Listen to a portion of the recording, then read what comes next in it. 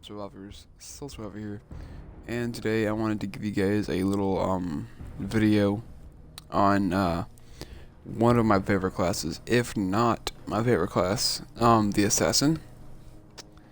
I really like the Assassin, and today I'll be showing you the way I built the Assassin and what I do, or like what I use. So after that, I'm gonna go into I think it's called the Proving Ground or something like that. Yeah, and I'm gonna show you what this assassin can do. So first off, I'm going to let you see the abilities. I didn't really go very far into this tree. I got, the normal ones. I got all these skills here. I did get this one, but I don't use it. As you can see in the bottom right, you'll see the abilities that I do use. So I use this here, and I have that upgraded too. And I don't use this. So that's all I've gotten from this tree. It's just this ability here, and then it's upgrade. That's all I liked from this tree. Now on this tree, I got the invisibility plus the upgrade. And that's really good. The upgrade, let's see. You live in the darkness. Entering stealth is now instant and removes all debilitating effects on you while in stealth. You can even pass through enemies without being detected. So it's like a better version of this, basically. And then I use this, which is kind of like a scorpion. He sends a grapple out, but instead of pulling them to you, you pull yourself to them. So what I'll do is I'll use this in conjunction with this, because this right here, it lunges to your opponent, stabbing them in the front, then in the back. And then I have the upgraded version of this, which lets me, as soon as I pull off this, I go invisible. So what I'll do is I'll use this to pull to an enemy. I'll use this to deal damage, possibly kill him, and then go invisible. And then I'll find a large enemy like the boss or whatever, and I'll use this on him to deal a good bit of damage, and then I'll go back and use invisibility to keep working in the archers and the little people. And then once I'm in that, I'll go find another target, use this again. Now I do have this, but I really don't recommend getting it. It's not my style. It really isn't my kind of perk. Plus a despawn is pretty much useless, to be honest. Unless you know you're gonna take massive damage really quickly, it's useless. So this ability right here, I talked about it. This upgrade lets you go invisible after completing it. This ability here,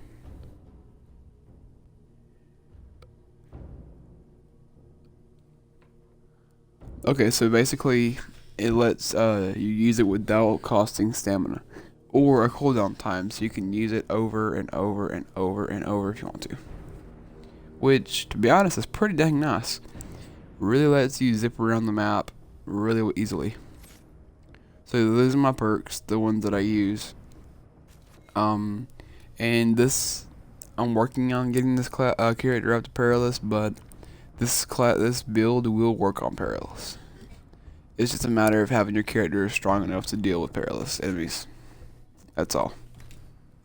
Alright. So for my weapons so far, I mean, this is kind of debatable. It's all which you want to use. This is my weapon.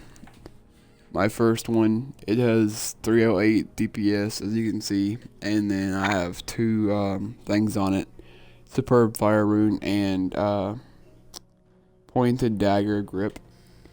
It's pretty darn good. I like to use it with all my assassin slash rogues.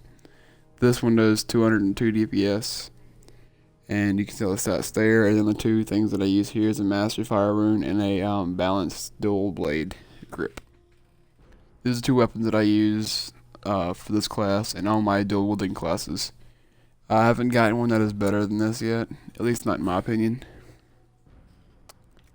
So, alright. Now, good accessories.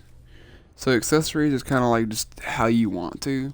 Accessories kind of go with the build, to be honest. So they are kind of, at least for this one, a belt of healing. So kind of does what it says it does. It kind of heals you a little bit. At least this, as far as I know. Oh, it gives you a health bonus. +5 health bonus, which is nice if you're an assassin, if you get stuck somewhere. And then we wear this, a cooldown amulet, which makes our abilities cool down a lot faster. 5% cooldown speed. Then I have this other ring here of critical chance, and then this ring of flanking, because that's mostly what you do is you flank and you crit everybody. So these are the accessories that I have. I hope that I'm not going too fast for you. Alright. I can show you what armor I'm using, but I don't really see much of a point in it. I mean, I guess it kind of, you know. I use the Assassin's Mantle, Twilight. Do they even give you, oh, they do, actually. This does 129 armor rating. It's a rare medium armor, and it does +6 ranged damage, which I haven't upgraded to any yet, so that's like his purest base form. Alright. Now, let's see. That's pretty much it. Have to go to Perilous now. Or not Perilous, the Proving Grounds. The reason I'm going to this is because I don't have to worry about cutting to when I finally find a room or something after searching for a while to find players. So I'm just gonna do this. It should work just fine.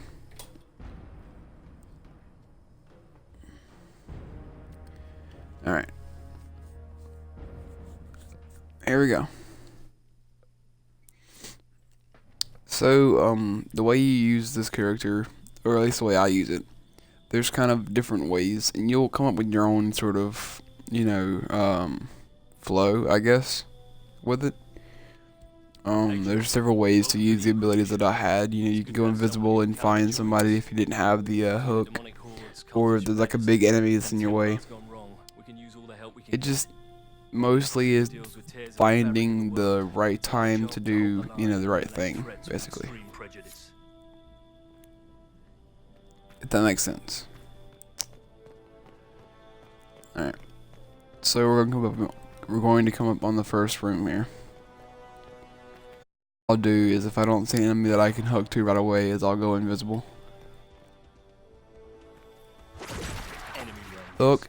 Now I use my B ability, and you see I pulled it off, killed him, and now I'm invisible. So from here I can attack however I want to. Also, a note, this invisibility is, as far as I can tell, forever.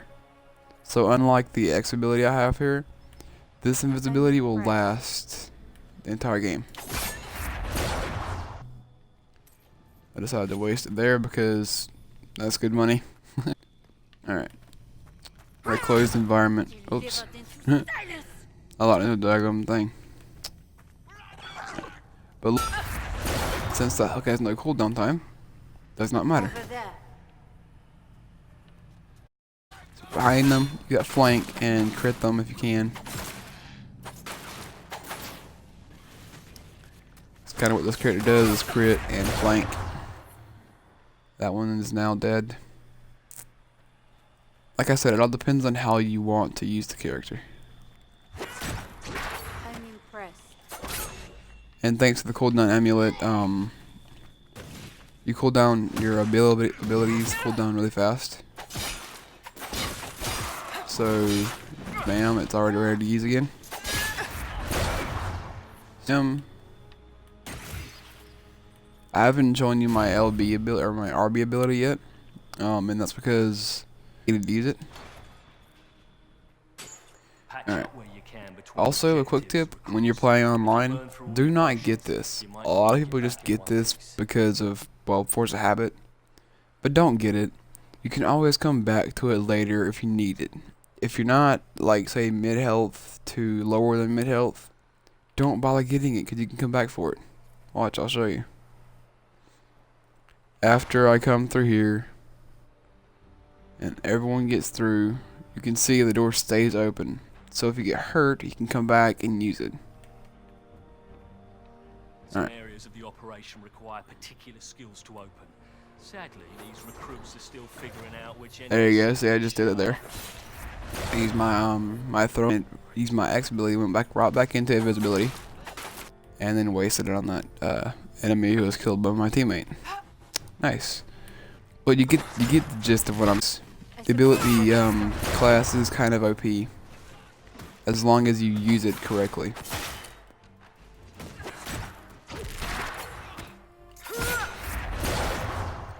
And with it on the map really quickly and from sometimes, come on now. There you go. Crit that. Either I crit him or I just did. She died outright. None of these enemies aren't like threatless level. But that's not the point. Your character will get stronger up and the skills that I'm showing you will get stronger. So far this character can cast unthreatening depending on the level. Your skills will grow as your character does, I should say. Not as you do. I mean, I guess as you do because you play as this character. But I'm a bit lost, apparently. There you go. I think I missed a door back there that I can use to open, but I'm not gonna focus on it because this is a tutorial sort of thing. So again, I'm not gonna get that because I can go back to it. Unless it's a room where you put the flag down and go to the boss and fight a boss for the to win the game, like this one here. This is the 5th room. Apparently the door stays. I don't know, does it stay even after you put the flag down?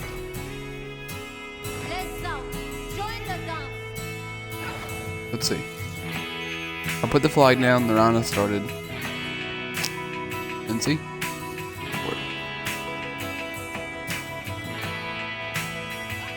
So it's all pinned to, you know, you never have an excuse for wasting it. Now that you know. Because wasting it, probably a huge mistake, to be honest. And the thing is, everyone does this. Everyone. Even some of the most senior players on this game still do this.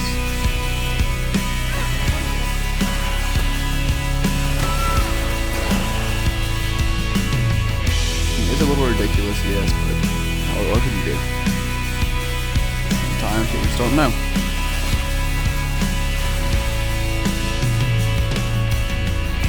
But as you can see, I kind of keep the same sort of route every time. I'll use the same abilities to depending on like the situation I'm in. And if you're new to the game, I mean that's just the kind of thing you do once you are in the game. But you start, you know, noticing and analyzing surroundings and what situation you're in, and you just automatically know what to do. So I hope you guys liked this guide on the Assassin. I know it's a fairly short video, but I wanted to get something out today and try out the new YouTube studio if possible. Well, it's not new, but I just noticed it. So thank you guys for watching so much. I really appreciate it. I hope you like this Assassin guide, and I hope you guys enjoy using it as much as I do.